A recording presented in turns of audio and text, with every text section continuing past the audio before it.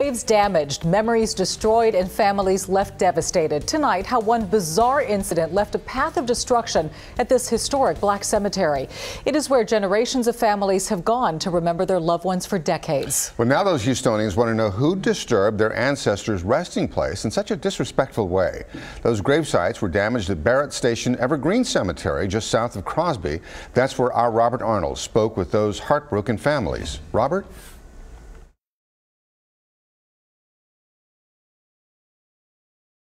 Now, the community is struggling to figure out how it's going to put this back together. My husband is over there. To Melody Fontenot, this is not simply a cemetery. I have a brother, grandmother, I have lots of people in the graveyard. Early Sunday, a pickup truck barreled through the BARRETT Station Evergreen Cemetery near CROSBY, cracking graves, knocking over headstones, and flattening signs. As word spread, a community gathered to survey the damage. This is where I grew up at. This is all my relatives out here. My mother is buried back here. Man, I remember when I was a little kid that this road was dirt. The cemetery was established in 1928. That's during a time when they had lamplight. The names of Willie Barrett Goodlow's father and grandfather are on this sign. My stomach has been so nervous since this happened. I say, oh my goodness, could they not find something else to do?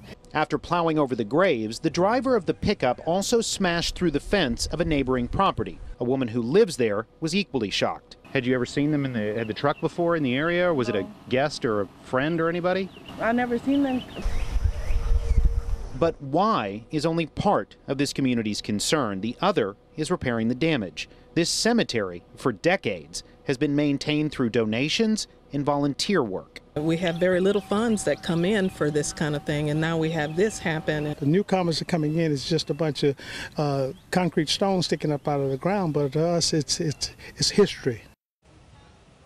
The sheriff's office did catch up with the driver. They're not finished with their report, so they're not yet releasing his name. They are writing this up as an accident. The driver's being cited for driving without his license on him and for failure to maintain a single lane of traffic. Deputies say he does at least have insurance. Reporting live from the BARRETT Station community, Robert Arnold, KPRC, Channel 2 News. Thank you, Robert.